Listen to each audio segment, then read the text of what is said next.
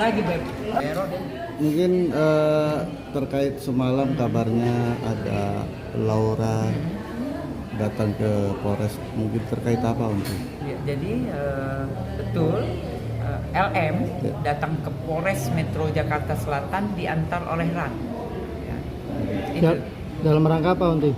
Ya, jadi kronologisnya setelah kita minta keterangan dari pendamping dari Rumah Aman, jadi waktu itu pada malam hari, jadi LM mengeluh sakit kepala untuk dari keterangan dari pendamping ya, keterangan sekali lagi keterangan dari pendamping dari Rumah Aman mengeluh sakit kepala, kemudian diantar ke puskesmas. Setelah itu untuk LM pamit untuk ke toilet. Nah setelah itu pendamping melihat di toilet sudah tidak ada orang, gitu ya, atau LM sudah tidak ada di toilet, dan itu sudah berkabar ke penyidik, ya. Dan tidak lama lagi, tidak berselang lama, LM sudah bersama dengan RAN. Lanjut setelah itu RAN mengantar ke Polres Metro Jakarta Selatan.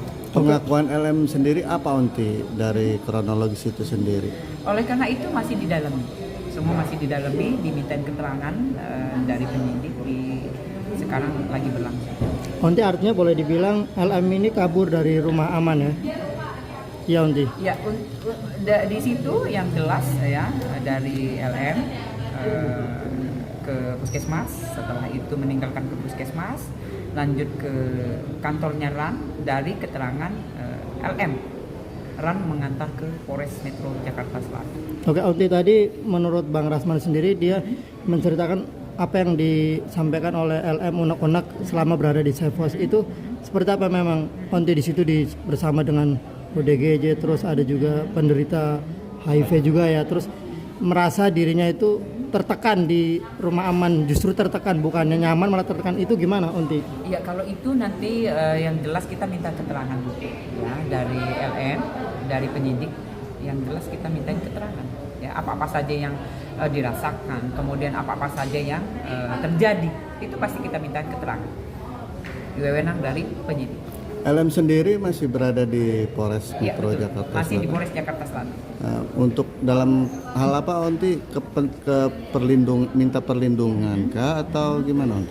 Kalau penyidik masih mintain keterangan dari LM menyangkut kejadian kemarin ya, semalam. Unti, boleh dibilang ini apa itu menempatkan LM di Sefos sendiri gagal dong Unti, artinya kan tidak membuahkan hasil yang diinginkan oleh pihak NM, baik kepolisian juga. Ya kalau itu masih di dalam yang jelas ya, karena memang kejadian semalam dan kemudian dari wewenang dari penyidik jelas untuk meminta keterangan apa-apa yang terjadi. Terkait Nikita Mirzani sendiri udah tahu belum LM ada di sini? Sudah. Jadi semalam juga sudah mendatangi Polres Jakarta Selatan dari NM, kemudian juga sudah melaporkan. Kita mendapat laporan 4 laporan dari semalam ya, NM. Baik dari NM kemudian juga dari RAN. 4 laporan apa aja Uti? Ya, jadi untuk 4 laporan, baik saya bacakan ya. Jadi untuk laporannya LP nomor 104, pelapor adalah RAN, kemudian terlapor adalah NM. Kasus yang dilaporkan 351 atau penganiayaan ya. Terjadi pada Jumat 10 Januari 2025 sekira jam 2.49 ya, itu yang dilaporkan oleh RAN. Kemudian juga dilaporkan oleh LF ya, pelapor adalah LF dengan laporan nomor 106. Pelapor adalah LF, terlapor adalah MB yang terjadi di Polres Metro Jakarta Selatan Jumat tanggal 10 Januari 2025 jam 04.20. Kasus yang dilaporkan adalah 335 KUHP atau dengan perbuatan tidak menyenangkan. Lanjut dengan LP 107, pelapor adalah NM, kemudian pelapor adalah NM, terlapor adalah RAN. Waktu kejadian Kamis tanggal 9 Januari jam 22.30 tempat kejadian di Setiabudi, Polres Jakarta Selatan ya. Jadi pasal yang diterapkan di sini atau diduga 76 Terkait? dengan perkara penculikan. Oh. Ya, itu yang dilaporkan oleh NM. NM. Lanjut setelah itu Terlapor LP terlapor Ran. terlapor Ran. adalah RAN. Ya. Lanjut LP dengan nomor 105, pelapor adalah NM, terlapor adalah RAN dan AS.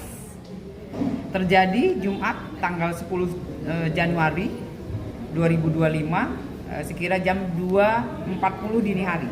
Di kejadian di Polres Metro Jakarta Selatan, pasal yang diterapkan atau diduga 351 KUHP dan atau 170 KUHP ya, penganiayaan dan 170 KUHP adalah pengeroyokan. Itu yang dilaporkan oleh NM terhadap RAN dan AS. Onti, siapa yang lebih dulu melaporkan dari 4 laporan tersebut? Ya, kalau itu pelaporannya tidak terlalu jauh-jauh ya. Siapa yang pertama? Dari mulai sama dengan pelaporan LF juga ya. Kemudian juga dari RAN ya. Yang lapor pertama adalah NM. Ya, Kepada RAN. 240. Kemudian baru yang melapor adalah RAN ya dengan 249. Onti, itu di situ kan ada LM melaporkan MB. Ini apa itu perbuatan tidak menyenangkan. MB itu siapa, Onti? Ya, dari pelapor yang melaporkan LF ya, LF terlapor adalah MB ya. Ya, itu yang dilaporkan dengan kasus yang dilaporkan adalah 335 KUHP atau perbuatan tidak menyenangkan. MB apa sebagai apa, Onti?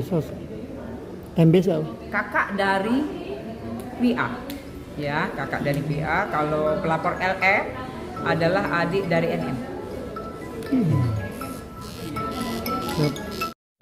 Apa laporan itu bakal ditindaklanjuti oleh Polres Jakarta Selatan atau mungkin seperti apa? Iya, semua yang lapor ke Polres Metro Jakarta Selatan pasti ditindaklanjuti. Ya, kita terima. Kemudian yang jelas dari penyidik menindaklanjuti, didalami, dicari, gitu ya. Jadi saksinya, barang bukti. Kemudian untuk apa? Untuk mencari titik terang yang ada. Itu yang jelas. Onti, ini kok kayaknya terkesan Polres Jakarta Selatan lama menangani kasus Loli sendiri sehingga banyak bermunculan lagi kejadian-kejadian kayak seperti semalam dugaan penganiayaan. Nah, kenapa sih begitu lama Polres Jakarta Selatan menangani kasus Loli sendiri? Kalau memang tidak terbukti, kenapa nggak langsung diberhentikan? Kalau mau terbukti, kenapa nggak langsung dilimpahkan kejaksaan? Apa mungkin alasannya? Ya, jadi penyidik sudah bekerja, ya sudah memeriksa saksi-saksi yang ada. Jadi kita tunggu saja, karena memang semua bekerja dengan memeriksa saksi-saksi, mengumpulkan barang bukti, itu dilakukan oleh penyidik. Apakah penyidik mengalami kesulitan atau apa sehingga lama kasus ini? Yang jelas penyidik yang lebih paham, lebih tahu, karena yang membuat titik terang, kemudian yang mencari saksi-saksi dan barang bukti adalah penyidik. Oke. Kapan buat Nanti, laporannya kapan dipanggil? Ya, nanti pasti penyidik ya. Nanti kalau misalnya hari, tanggal, jamnya sudah dilayangkan surat klarifikasi, pasti kita update. Nanti terkait kejadian tadi malam di Polres Jaksel ini Iya. sebenarnya sudah ada satu pihak yang buat mendapatkan visum. visum. Visum? Dari pihak mana? Iya, jadi visum itu kita kalau menerapkan kasus ya, apalagi 351 adalah penganiayaan, pasti harus diserai dengan visum. Itu dari pihak mana, boleh tahu? Semua.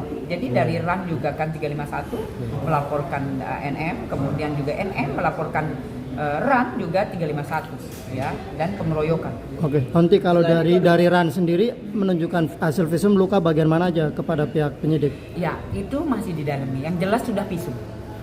Kalau Yang terlihat adalah di wajah. Ya. wajah, itu kalau NM sendiri mengalami luka pada bagian mana, merasa dianiaya? Iya, jadi untuk sementara ini kita masih menerima laporan ya, kemudian juga sudah divisum. Lanjut nanti masih didalami yang jelas. Enggak, tapi kalau RAN kan tadi bagian kepala itu luka lah. terlihat. Kalau NM apa? Bagian apa yang Nanti kita tanya ya, yang jelas kita tanya. artinya Ya. belum menunjukkan hasil visumnya atau seperti apa? Visum masih belum keluar ya pastinya, karena Hasilnya memang belum. visum baru semalam. Visum itu keluar antara 1 minggu dan 2 minggu. Bukti lain nanti mungkin CCTV gitu yang bisa memperjelas siapa yang mulai duluan, siapa yang itu gimana? Iya, pasti kita sudah dicari ya. Kebetulan di CCTV di Polres Metro Jakarta Selatan banyak sekali. Jadi itu yang kita cari ya, dari penyidik jelas gitu ya.